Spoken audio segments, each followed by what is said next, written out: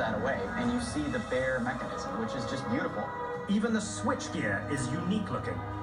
The gas pedal is beautiful, and the linkage that it moves, nothing you'd ever see anywhere else. The switchgear imitates clarinet keys. It's just obsessive, really. Honestly, this cabin is pure concept car. This should never be in a real car because it's too beautiful. The most expensive, best cars in the world are never like this, where every single piece is a piece of art. The analog instrument gauges are a focal point. Each dial is handcrafted just 35 kilometers away in Bologna, Italy. The gauge cluster is something that looks like it was made by, like, Rolex. The fact that the gauges look like a watch face is no accident. They actually are. Chronograph manufacturer Patek Philippe uses it to make watch faces. A set of 4 gauges costs nearly 7,100 euros. The gauges, they've got a very retro aircraft kind of look, you know, stuff that was functional 70 years ago, but today just looks really cool. The details in the dashboard are equaled by the distinctiveness of the Wira's key. I mean, look at that. It's a billet aluminum piece of gorgeous art with an unlock and lock button on it. Pull it apart, that's the part of the key you shove in. Horacio Pagani's obsession with weight reduction can be seen in each and every part of the Wira, even the stereo speakers. The units are built by Sonos Faber, a famed audiophile company located near Vicenza, Italy. The company's name loosely translates to handmade sound. A pair of their household speakers costs up to 157,000 euros. The main challenge in the Pagani was to stay within a certain amount of weight because, of course, you have an extreme high-performance car, and the performance is about the ratio between the total weight and the power of the engine. The Faber system features 1,200 watts of power, which is roughly 4 times the power in an ordinary home stereo. The techniques we use for the Wira is something unique to reproduce. We wanted to achieve the maximum possible quality. The task was the weight. To remove weight, the team focuses on using carbon fiber materials, just like the Wira's monocoque frame. We are using carbon fiber for the cone. It's a special sandwich of material, and we use it for the rigidity and for the weight, of course. We started from a blank sheet of paper and designed all the parts inside to match perfectly with the door. Those doors are as eye-catching as any in the hypercar universe. You can pull up anywhere in a DeLorean or a Gullwing or a Pagani, and you open the doors and traffic stops. Inside the final assembly facility, each Gullwing door is carefully installed, bolt by bolt. If you're gonna do a parlor trick like Gullwing doors, a supercar or hypercar is the best place to do it because there is no such thing as kitschy or gaudy when it comes to these cars. The more over the top, the better. And frankly, Gullwing doors are about as over the top as it gets. After 3 months of nearly fanatical attention to detail, a brand new Wira is finally ready for the real world. Pagani is a craftsman, and everything he builds is so detailed.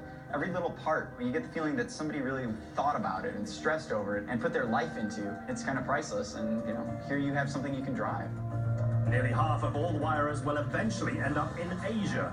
Another 30% are destined for the United States. Yet no matter which country a machine calls home, there's only one place a Wira is meant to be. Basically, this is a street-going Le Mans prototype. It's got active aero on it. It's got 4 ailerons, 2 in the front, 2 in the back, that react to what the car's doing. The Wira's active aero system helps keep it glued to the ground. The idea behind the ailerons is simple. If the flaps go up, they use the wind to push the car down. The system kicks in between 100 and 280 kilometers per hour to stabilize the car. Over 50 miles an hour to stabilize the car and create a little bit of downforce. All 4 come up about 10 degrees. In the corners, the flaps deploy to keep the car planted in the turn. When you're going into corners, they can pop up to 20 just to push down on the car and help it turn. During heavy braking, the system activates again, this time to generate additional braking force. And under braking, they pop up to 40 degrees as kind of a parachute. The Wira's active aerodynamics package gets the attention, but the machine's power-to-weight ratio is even more impressive. In terms of power to weight, there's no question the Wira is at the top of its game. There are very few cars that have this much power, this little weight, and are ultimately this fast. The Wira weighs a mere 1,350 kilograms. The Wira isn't a heavy car. It's 3,200 pounds, and it's got this huge 6-liter Mercedes V12. It's not light either, and the Wira still manages to weigh 3,200 pounds, basically because it's all carbon fiber. Pagani's obsession with weight reduction pays off. The Huayra is an astounding 590 kilograms lighter than a Bugatti Veyron. Yeah, 3,200 pounds isn't a lot. It's basically a little bit heavier than something like a Volkswagen Jetta, like a typical four-door economy car. And this car has 720 horsepower and weighs that much.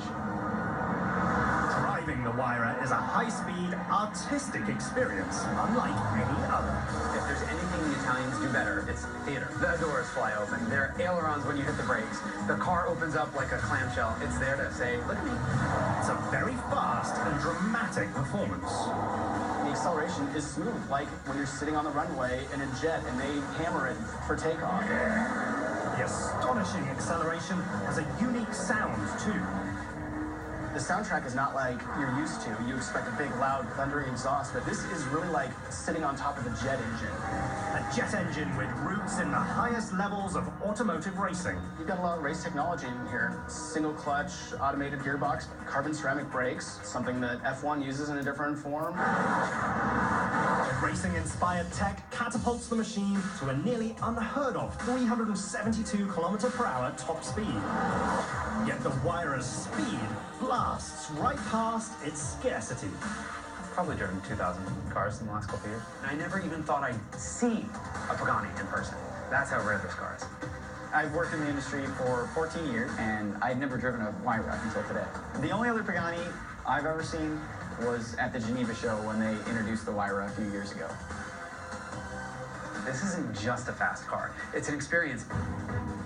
That experience starts with a base price of 850,000 euros, has 730 horsepower, and can hit a top speed of 372 km/h. There's actually a couple of design elements that I think will become really Pagani icons that you're going to see. The 4 exhaust pipes, the 4 headlights, and something else that's really neat is the side view mirrors. Part sculpture and part jet fighter, and a machine destined to inspire the next generation of automotive enthusiasts. The world's most perfect woman, where every angle and everything is just art and perfect, and everything she wears is perfect, whether she's wearing it or it's on the floor.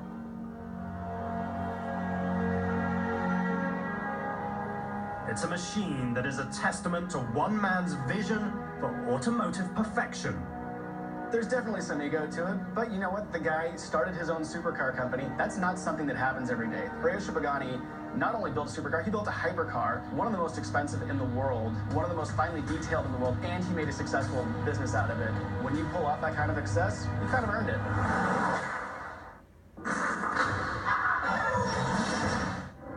Saudi Arabia, a strong and vibrant economy. The next wave of